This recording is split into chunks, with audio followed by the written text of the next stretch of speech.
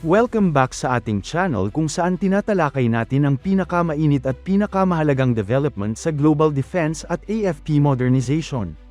Sa gitna ng lumalalang tensyon sa Middle East at redeployment ng ilang US missile systems sa ibang bahagi ng mundo, isang mahalagang balita ang lumabas para sa Pilipinas: hindi babawiin ng Estados Unidos ang missile systems na nakadeploy sa bansa.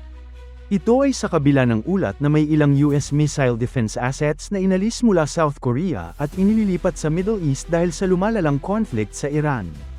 Pero ang tanong ngayon ng maraming Pilipino at defense observers, kung may mga missile na tinatanggal sa ibang bansa, bakit hindi kasama ang Pilipinas? At mas mahalagang tanong, ano ang ibig sabihin nito sa seguridad ng Pilipinas at sa West Philippine Sea? Sa video na ito, himayin natin kung ano talaga ang nangyayari sa likod ng desisyon ng Amerika. Ano ang nangyayari sa South Korea? Una nating tingnan ang dahilan kung bakit may US missiles na inililipat mula South Korea.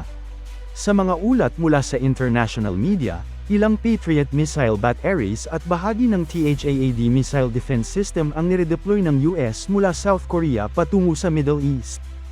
Ang pangunahing dahilan nito ay ang tumitinding tensyon sa pagitan ng Iran, Israel, at Estados Unidos. Sa madaling salita, kailangan ng US ng mas maraming missile defense system sa Middle East upang protektahan ang kanilang mga base at allied forces laban sa posibleng missile attacks. Dahil dito, napilitan ang Washington na ilipat ang ilang defense assets mula Asia patungo sa Middle East. Natural lang na nagdulot ito ng pangamba sa ilang bansa sa Asia, lalo na sa South Korea at Japan, dahil baka raw hamina ang deterrence laban sa North Korea.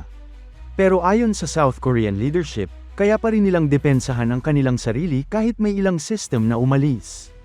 Pero bakit hindi kasama ang Pilipinas? Dito nagiging interesting ang usapan.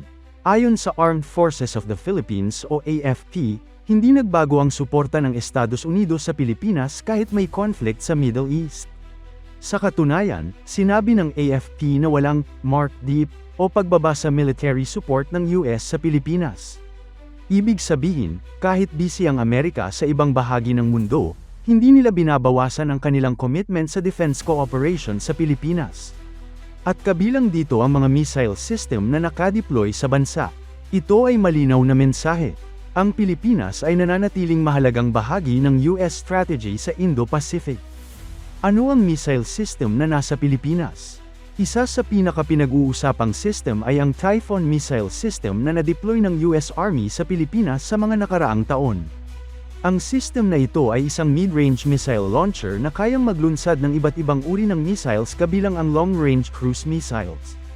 Ayon sa mga defense analysts, ang system na ito ay maaaring magbigay sa US at sa Pilipinas ng kakayahang mag-target ng ships sa malalayong distansya, mag-strike ng military installations, magbigay ng deterrence laban sa mga agresibong aksyon sa South China Sea. At dahil sa lokasyon ng Pilipinas malapit sa Taiwan at sa West Philippine Sea, napakahalaga ng system na ito sa regional military strategy ng Amerika.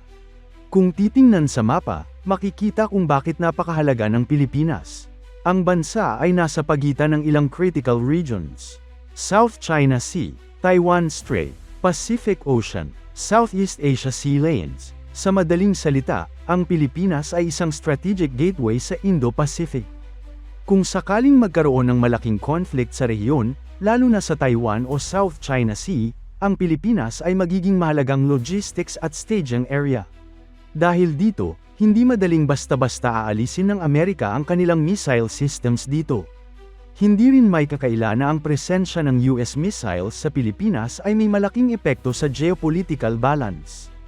Matagal nang tinututulan ng China ang deployment ng mga ganitong system sa bansa. Ayon sa Beijing, ang ganitong mga weapons ay maaaring magpalala ng arms race sa rehiyon. Pero malinaw ang posisyon ng Pilipinas. Ang mga system na ito ay para lamang sa defense.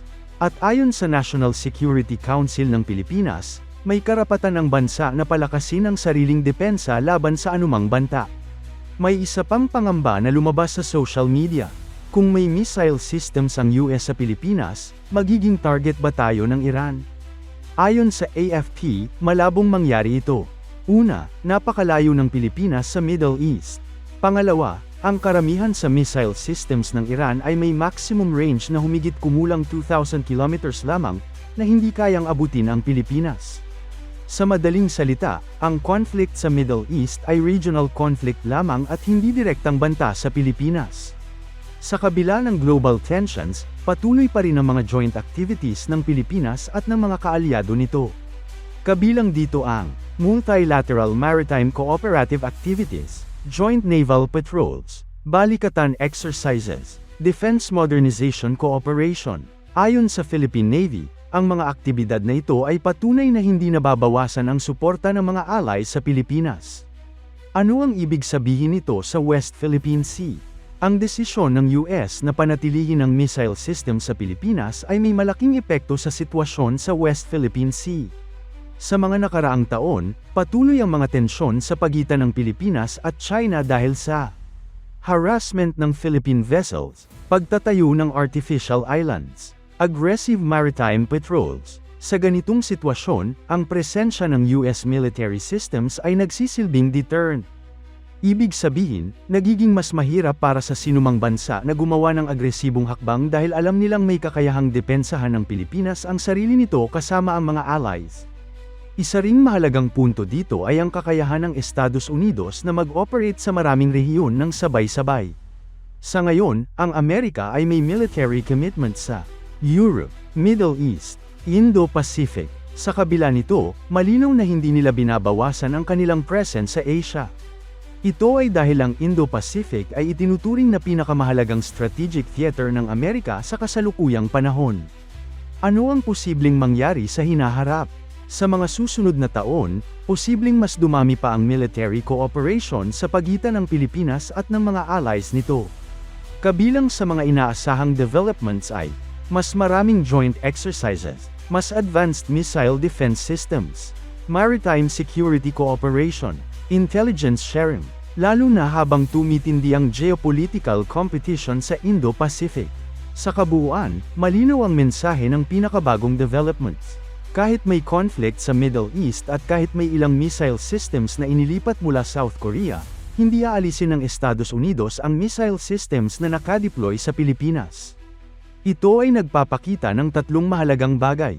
Una, nananatiling mahalaga ang Pilipinas sa strategic plans ng Amerika sa Indo-Pacific. Pangalawa, hindi nababawasan ang military alliance sa pagitan ng dalawang bansa kahit may ibang global conflicts. At pangatlo, ang presensya ng mga defense systems na ito ay nagbibigay ng karagdagang deterrent sa gitna ng tensyon sa West Philippine Sea.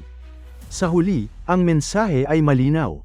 Ang seguridad ng Pilipinas at ang stability ng Indo-Pacific ay nananatiling isang priority sa defense cooperation ng Pilipinas at Estados Unidos. At habang patuloy ang pagbabago sa global security landscape, isang bagay ang sigurado. Ang Pilipinas ay patuloy na magiging isang strategic player sa rehiyon.